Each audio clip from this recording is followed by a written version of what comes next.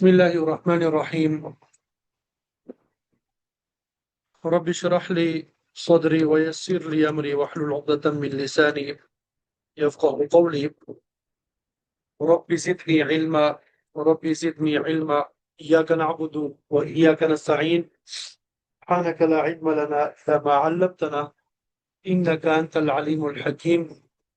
وأفوض أمري إلى الله إن الله بصير بالعباد.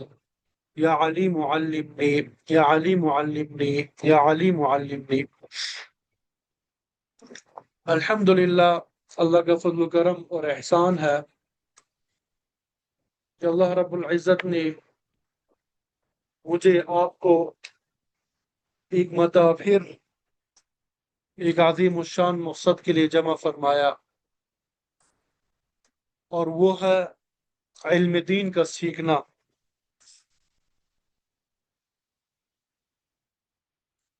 یہ علم دین کا سیکھنا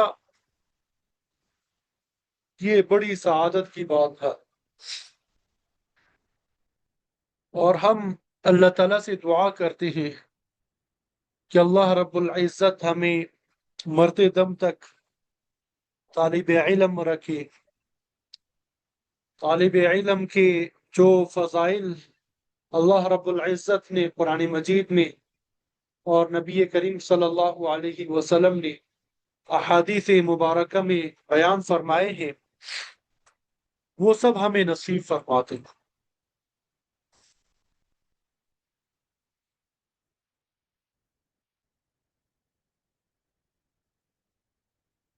تو آج ہم انشاءاللہ ایڈوانس علم الصرف کورس کا آغاز کریں گے۔ جس طرح میں نے بتایا تھا کہ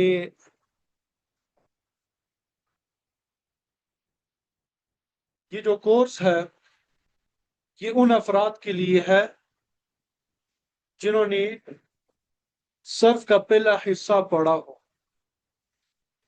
صرف کے پہلے حصے سے کیا مراد؟ کہ فعل ماضی، مضارع، نفی جہت بلند، فعل مستقبل نفی تاکید بلند، نون ثقیلہ، نون خفیفہ، فعل امر، فعل نہیں، ان کی گردانیں اور ان کے بنانے کا طریقہ۔ اسی طرح اسماء مشتقہ، اس کی گردانیں اور بنانے کا طریقہ آپ سب کو معلوم۔ اس کے بعد پھر یہ ایڈوانس صرف اس کا آغاز ہوتا ہے، جس میں انشاءاللہ ہم ابواب بھی پڑھیں گے، اور پھر ابواب کے بعد ہفت اقسام جنہیں کہا جاتا ہے۔ ابواب کو 6 اقسام سے تعبیر کیا جاتا ہے، ثلاثی مجرد کی 6 ابواب، اور ہفت اقسام میں پھر صحیح، معتل، محموز، مضاعف وغیرہ اور اس کے قواعد آ جاتے ہیں۔ یہ انشاءاللہ ہم سب جو ہے تفصیل سے پڑھیں گے، اور اس کا دورانیہ جو ہے وہ تقریباً 4 ماہ ہم نے رکھا ہے۔ ہماری کوشش یہ ہوگی کہ جو باب پڑھیں اس میں مکمل طور پہ ہم گردان بھی کر لیں، اسی طرح جو قواعد ہم پڑھیں قواعد کو صحیح طرح یاد کرنے کے ساتھ ساتھ اس کا عملی اجرا بھی کرتے جائیں۔ روزانہ انشاءاللہ ہم کوشش کریں گے کہ علم الصرف پہلے حصے کا اجرا بھی ہوتا رہے گا ساتھ میں، اور ساتھ میں جو نئے قواعد پڑھیں گے اس کا بھی ہم اجرا کرتے رہیں گے۔ صرف کا اگر ہم خلاصہ نکال لیں تو وہ 3 چیزیں ہیں، کچھ گردانے ہیں، کچھ ابواب ہے، اور کچھ قواعد ہے۔ گردانے، ابواب اور قواعد۔ گردانے آپ لوگ پڑھ چکے ہیں، یاد کر چکے ہیں۔ اگر کسی کو یاد نہیں ہے تو اب بھی وقت ہے، وہ یاد کر لیجیے گا۔ اس کے بعد ابواب وہ انشاءاللہ ہم پڑھ لیں گے، اور پھر اس کے بعد قواعد ہم پڑھ لیں گے۔ یہ جو ابواب ہم پڑھیں گے اس میں علم الصرف پہلے حصے کا جو ہے اجرا بھی ہوتا رہے گا، اس کا اجرا بھی ہوتا رہے گا، ٹھیک ہے؟ تو سبق کا آغاز کرنے سے پہلے تذکیر کے طور پہ، یاد دہانی کے طور پہ، ایک مرتبہ ہم یہ پڑھ لیں، یہ یاد کر لیں کہ طالب علم کیا نیت رکھے، طالب علم کیا نیت رکھے۔ آپ صلی اللہ علیہ وسلم کی حدیث مبارکہ ہے، من طلب العلم لیجاری به العلماء او لیماری به السفهاء او یصرف به وجوه الناس الیہ ادخلہ اللہ النار، کہ جس آدمی نے علم اس لیے تلاش کیا، علم اس لیے حاصل کیا، لیجاری به العلماء، تاکہ وہ اس علم کے ذریعے علماء کے ساتھ دوڑ لگائے، مسابقہ کرے، او لیماری به السفہاء، یا اس علم کے ذریعے بے وقوف لوگوں کے ساتھ مناظرہ کرے، او یصرف به وجوہ الناس الیہ، یا اس علم کے ذریعے لوگوں کو اپنی طرف متوجہ کرے، ادخلہ اللہ النار، تو اللہ تعالیٰ ایسے شخص کو جہنم میں داخل کرے گا۔ اللہ تعالیٰ ہماری حفاظت فرمائے۔ تو اس حدیث میں آپ صلی اللہ علیہ وسلم نے علم دین حاصل کرنے والوں کو 3 غلطیوں سے روکا ہے، کہ وہ علم دین اس لیے حاصل نہ کریں کہ میں بڑے بڑے علماء کے ساتھ ریس لگاؤں گا، یا میں باطل فرقوں کے ساتھ مناظرہ کروں گا، یا عام لوگوں کی نگاہوں میں بلند مقام حاصل کروں گا۔ جب یہ تینوں نیتیں غلط ہو گئی، صحیح نہیں ہے یہ تینوں نیتیں رکھنا، اب سوال ہوتا ہے کہ علم دین کا مقصد کیا ہونا چاہیے؟ علم دین کے حصول کا مقصد کیا ہونا چاہیے؟ علم دین ہمیں کس لیے حاصل کرنا چاہیے؟ تو اس سوال کا جواب اگرچہ اس حدیث میں نہیں دیا گیا، لیکن قرآن مجید اور دیگر احادیث سے معلوم ہوتا ہے کہ علم دین حاصل کرنے کا اصل مقصد صرف 2 چیزیں ہونی چاہیے۔ نمبر 1، دین کو سمجھنا، کہ مجھے دین کے احکام، اس کی حدود اچھی طرح سمجھ میں آ جائے تاکہ اس پہ عمل کرنا میرے لیے آسان۔ نمبر 2، یہ کہ میرا پروردگار مجھ سے راضی ہو جائے۔ قرآن مجید میں اس کو اس طرح تعبیر کیا گیا، لِيَتَفَقَّهُوا فِي الدِّينِ، تاکہ انہیں دین کی سمجھ حاصل ہو جائے۔ اور حدیث میں بھی اس کو بیان کیا گیا، من تعلم علما مما يبتغى به وجه اللہ، کہ جس نے وہ علم سیکھا جس سے اللہ تعالیٰ کی رضا مقصود ہو۔ تو قرآن اور حدیث کے ان 2 حوالوں سے معلوم ہوا کہ علم دین حاصل کرنے کا مقصد یہ ہونا چاہیے کہ مجھے دین سمجھ آ جائے تاکہ اللہ کی رضا حاصل ہو سکے۔ بلکہ ہمارے کئی اکابر، ہمارے کئی اساتذہ نے طالب علمی کے زمانے میں بھی اس مقصد کو پسند نہیں کیا کہ میں یہ علم حاصل کر کے آگے لوگوں کو سکھاؤں گا۔ کیوں؟ اس لیے کہ اس نیت میں مخلوق بھی بطور مقصد شامل ہو جاتی ہے، جو کامل اخلاص کی منافی ہے۔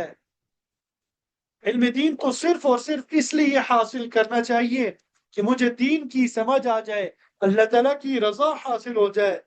باقی رہی لوگوں کو تبلیغ کرنا، لوگوں کو تعلیم دینا، یا تصنیف و تعلیف کرنا، تقریر اور خطابت کرنا، واعظ و نصیحت کرنا، یہ سب جو ہے علم کا مقصود اصلی نہیں ہے، بلکہ علم دین حاصل ہونے کے بعد علم کے ثانوی احکام ہے، جو علم حاصل کرنے کے بعد بوقت ضرورت عالم کے ذمے آ جاتے ہیں، اور علم دین کے حصول کے بعد وہ عالم صرف اللہ تعالیٰ کی رضا حاصل کرنے کے لیے ان سب کاموں، یعنی تعلیم و تبلیغ کو، تصنیف و تعلیف کو، تقریر اور خطابت کو اپنے اپنے وقت پہ بجا لاتا ہے۔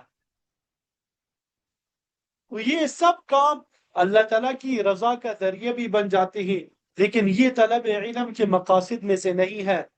بلکہ حصول علم کے بعد کی ذمہ داری ہے اور اس کے نتائج اور ثمرات میں سے ہے۔ طالب علم کو علم دین حاصل کرتے وقت صرف یہ نیت کرنی چاہیے کہ مجھے دین سمجھ میں آئے تاکہ میں اللہ تعالیٰ کی رضا حاصل کر سکوں۔ تاکہ میں کیا کروں بھائی؟ اللہ تعالیٰ کی رضا حاصل کر سکوں۔ یہاں تک بات سمجھ آ گئی بھائی؟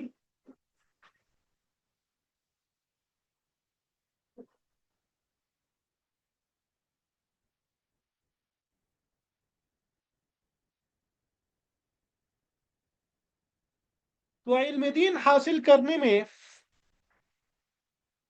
اگر یہ تین نیتیں ہوں گی تو علم دین کا فائدہ نہیں ہوگا، بلکہ ان نیتوں کی خرابی کی وجہ سے آخرت کی سخت پکڑ کا اندیشہ ہے۔